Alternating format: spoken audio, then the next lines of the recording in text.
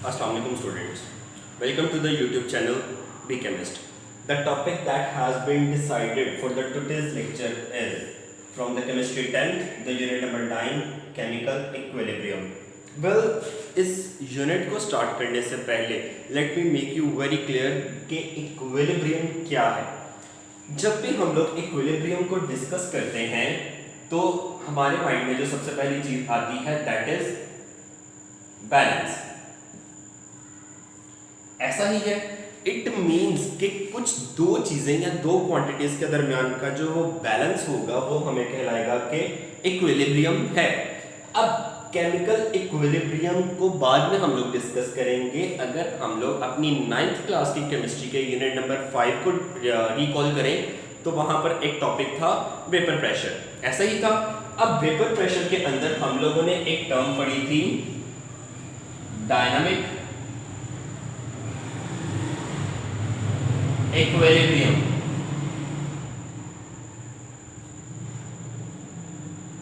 अब vapour pressure के अंदर एक टर्म थी डायनामिक इक्विलिब्रियम। अब डायनामिक इक्विलिब्रियम का मतलब क्या था कि जितने मॉलिक्यूल्स वेपराइज हो रहे हैं उतने ही मॉलिक्यूल्स जो है वो कंडेंस हो रहे हैं। इट मींस के the rate of vaporization becomes equal to the rate of condensation. इसका मतलब ये है कि दो डिफरेंट प्रोसेस जो है वो एक ही रेट पर हो रहे हैं but their direction is opposite. It means के it is creating an equilibrium. ठीक हो गया। अब केमिकल इक्विलिब्रियम क्या है? कुछ रिएक्शंस जो है वो हमारे पास साइंसेस के अंदर फिजिकल होते हैं और कुछ रिएक्शंस जो हैं केमिकल होते हैं, ऐसा ही है। फिजिकल रिएक्शंस जो हैं वो हमारे पास दोबारा से हासिल कर लिए जाते हैं। इट मींस कि जहां से वो स्टार्ट होते हैं उन्हें हम लोग वहां पे रीगेन कर सकते हैं, ऐसा ही है। और केमिकल रिएक्शंस वो हैं जो हम लोग प्रीवियस क्लासेस में भी तक ये कॉन्सेप्ट पढ़ते आए हैं कि जिनको हम लोग completely after the result regain नहीं कर सकते। ठीक है, वो जूनियर लेवल तक का एक कॉन्सेप्ट था। लेकिन अगर केमिस्ट्री के अंदर भी हम लोग देखें तो कुछ रिएक्शंस ऐसे हैं जो कि कंप्लीटली स्टॉप हो जाते हैं और कुछ रिएक्शंस ऐसे हैं जो साइकिल की सूरत में हम लोगों को मिलते रहते हैं। वेल, अगर हम लोग बात करें बायोकेमिस्ट्री के अंदर तो बायोकेमिस्ट्री के अंदर हम लोगों ने एक चीज पढ़ी थी फोटोसिंथेसिस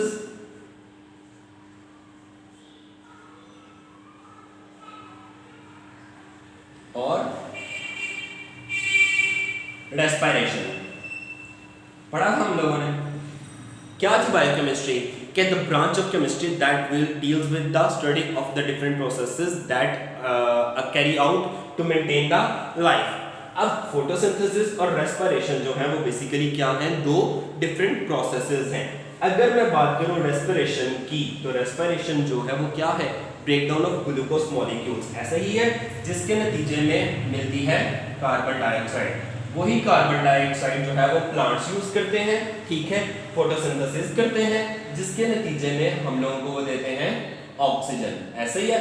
इट मींस के देखा जाए तो ये केमिकल प्रोसेस, बायोकेमिकल प्रोसेस है, केमिकल ही। तो कहते हैं ये ऐसा प्रोसेस है जो कि कंप्लीटली रिवर्स होता जा रहा है, ऐसे ही एक साइकिल चलता जा रहा है। तो this is the process that is responsible for the existence of life on earth. ठीक है, अब मैं दोबारा जरा एक स्टेप पीछे आऊं तो मैंने ये बात की थी कि कुछ रिएक्शंस जो हैं स्टॉप हो जाते हैं और कुछ रिएक्शंस जो हैं हमारे पास दोबारा से रीगेन कर लिए जाते हैं। ठीक है, लाइकवाइज अगर मैं एक इक्वेशन लिखूं N2 plus 3H2 changes into 2NH3, इसका मतलब ये है कि nitrogen and hydrogen these two atoms chemically combine together to form ammonia। कि नाइट्रोजन और हाइड्रोजन ने आपस में रिएक्ट किया और क्या बना दिया? अमोनिया। हमें बात की समझ आ गई। अमोनिया पे आके मैंने फुल स्टॉप लगा दिया। इट मींस कि दो चीजें मिलके जो है वो एक नई चीज बना रही हैं। इस प्रोसेस को मैं दोबारा से भी रीकन्वर्ट या रीगेन नहीं कर रहा उसके इनिशियल स्टेप के ऊपर, ठीक है। लेकिन अगर मैं इसकी बात करूं, फोटोसिंथेसिस जो है वो हमें अपना ऑक्सीजन बाय प्रोडक्ट दे रही है, उसी ऑक्सीजन को यूटिलाइज करते हुए हम लोग रेस्पायर कर रहे हैं और after this we are releasing carbon dioxide that is used by plants for the process of photosynthesis. तो ये एक साइकिल चलता जा रहा है, ऐसे ही है। इट मींस कि ये रिएक्शन कंप्लीट हो गया और ये रिएक्शन कंप्लीट नहीं हुआ। तो केमिस्ट्री के अंदर जो है स्टार्ट हम लोग लेंगे कंप्लीट रिएक्शन से।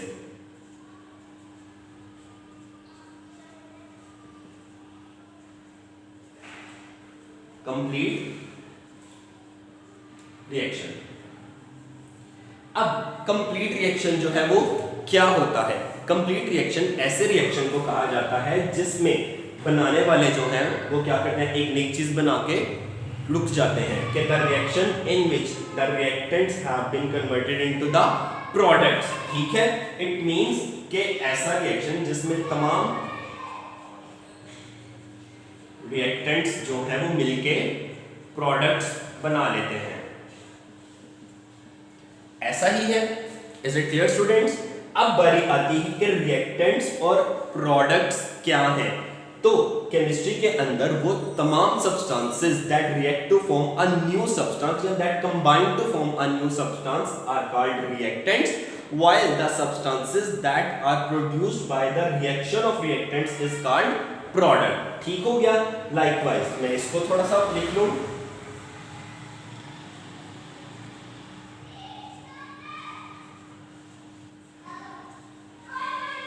The substances that combine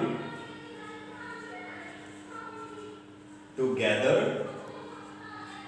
to form a new substance। यानी ऐसी सब्सटेंसेस जो एक नई सब्सटेंस बनाने के लिए कंबाइन करती हैं उन्हें कहा जाता है रिएक्टेंट्स। ठीक हो गया? और प्रोडक्ट्स क्या होंगे? The substance that gets formed by the reaction or combination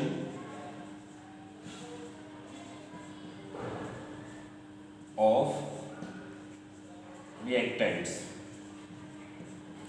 यानी ऐसी सब्सटेंस जो कि रिएक्टेंट्स के कंबाइन या रिएक्शन के नतीजे में बनती है उसको हम लोग कहते हैं product. If we are looking at this, तो नाइट्रोजन और हाइड्रोजन जो है वो हमारे पास रिएक्टेंट्स होंगे और जो हमारे पास अमोनिया बना वो होगा हमारा प्रोडक्ट। ठीक है? So students, it is one of the very important short question give the difference between reactants and products। तो हम लोगों ने as it is tabular form के अंदर इनकी definitions लिखनी है और examples के साथ इनको जो है वो लेबलाइज करना है। ठीक हो गया? तो अभी तक हम लोगों ने पढ़ लिया कि कंप्लीट रिएक्शंस कौन से हैं, ठीक है, रिएक्टेंट्स और प्रोडक्ट्स कौन से हैं उनकी एग्जांपल के साथ, और इक्विलिब्रियम को डिस्कस करते करते हम लोगों ने एक ऐसे रिएक्शन को डिस्कस किया जो कि साइक्लिक रिएक्शन है, जो कि चलता ही जाएगा। Is it clear? अब देखा जाए तो ये रिएक्शन तो कभी भी स्टॉप नहीं होगा, ऐसा ही है। तो स्टूडेंट्स, अब कंप्लीट रिएक्शन के बाद बारी आएगी इनकम्प्लीट रिएक्शंस की।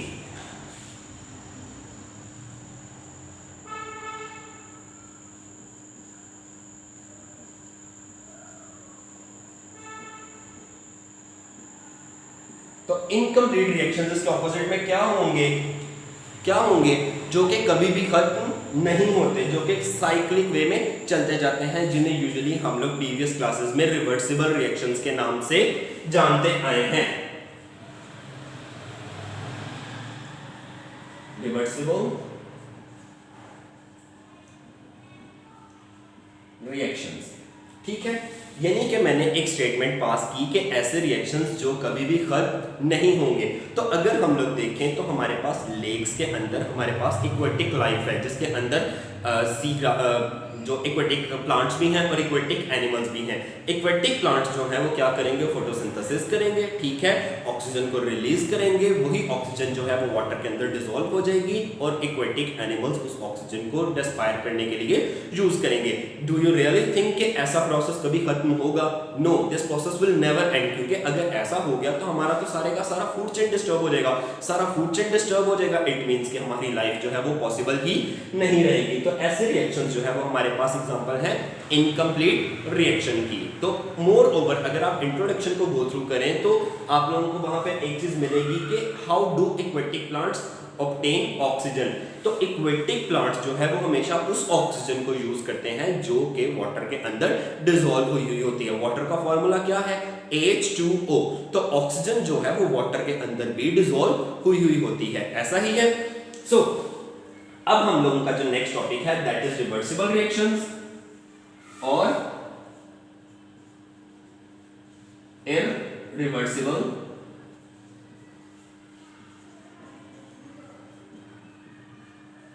रिएक्शंस। अब इररिवर्सिबल रिएक्शंस, इर का मतलब क्या है? चीज एंटी ऑपोजिट, और रिवर्सिबल क्या है? जिसे हम लोग दोबारा से रीगेन कर सकें। तो ऐसे रिएक्शंस जो वापस अपने रिएक्टेंट्स में रीजनरेट नहीं होंगे, प्रोसेसेस जो है वो टेक प्लेस नहीं करेंगे कि दोबारा से हम लोग अपने रिएक्टेंट्स तक पहुंच पाएं, ऐसे रिएक्शंस को कहा जाएगा इररिवर्सिबल रिएक्शंस। इट मींस के ऐसे reaction, the reactions in which products do not recombine to form reactants। इसका मतलब ये है कि ऐसे रिएक्शंस जिनमें प्रोडक्ट्स दोबारा से रिएक्ट नहीं करेंगी कि वो दोबारा से कहां तक पहुंच पाए? कि रिएक्टेंट्स तक पहुंच पाए। लाइकवाइज अगर यहां पे देखिएगा मैं एक रिएक्शन लिख रहा हूं 2H2 प्लस O2, हम लोगों ने हीट प्लैटिनम कैटालिस्ट, तो हमारे पास बनेगा 2H2O। ये गैसियस स्टेट में, ये गैसियस स्टेट में, और ये जो है वो क्या है? लिक्विड स्टेट में।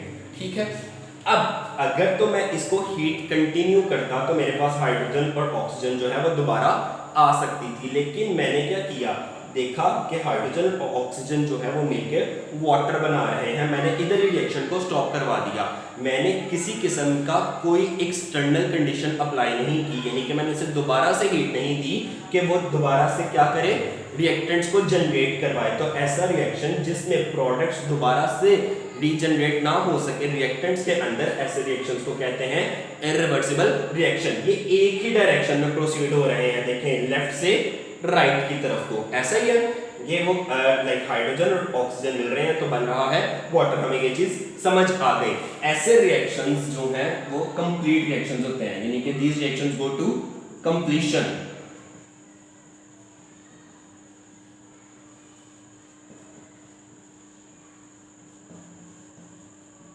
इट मींस कि ये रिएक्शंस जो हैं वो कंप्लीटली, यहां पे आके फुल स्टॉप लग गया। जैसे मैंने स्टार्ट में बात की थी कि कंप्लीट रिएक्शन कौन सा होता है? जिसमें सारे के सारे रिएक्टेंट जो हैं वो मिलके क्या बना देते हैं? प्रोडक्ट्स। और अगर मैं उसी की अल्टरनेट बात करूं तो मैंने क्या कहा? ऐसा रिएक्शन जिनमें प्रोडक्ट्स जो हैं वो दोबारा रिएक्टेंट्स ना बनाए, यानी कि रिएक्टेंट्स ही ऐसे हैं जो कि प्रोडक्ट्स बना दें, वो कहलाएंगे इररिवर्सिबल रिएक्शन। और ये रिएक्शन जो है वो कंप्लीट हो जाते हैं। इनको रिप्रेजेंट करने के लिए हम लोग क्या करते हैं? एक सिंगल एरोहेड लगाते हैं रिएक्टेंट्स और प्रोडक्ट्स के दरमियान। एक चीज जो आप लोगों ने हमेशा ध्यान रखनी है वो ये है कि रिएक्टेंट्स हमेशा इक्वेशन के एरोहेड के लेफ्ट साइड पे होते हैं और प्रोडक्ट्स जो है वो हमेशा राइट साइड पे होते हैं।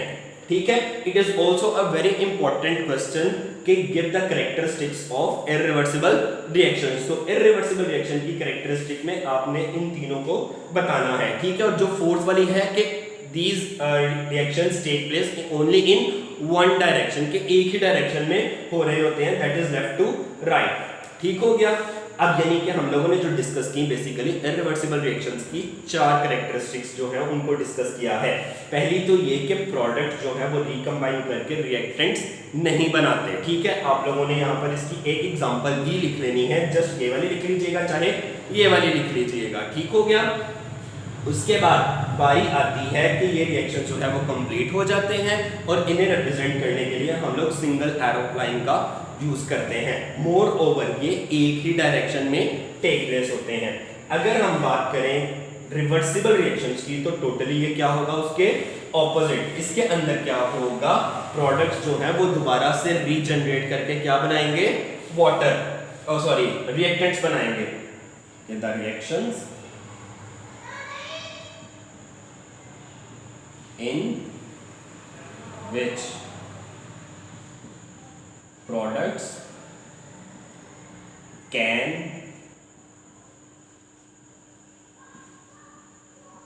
recombine to form reactants are called reversible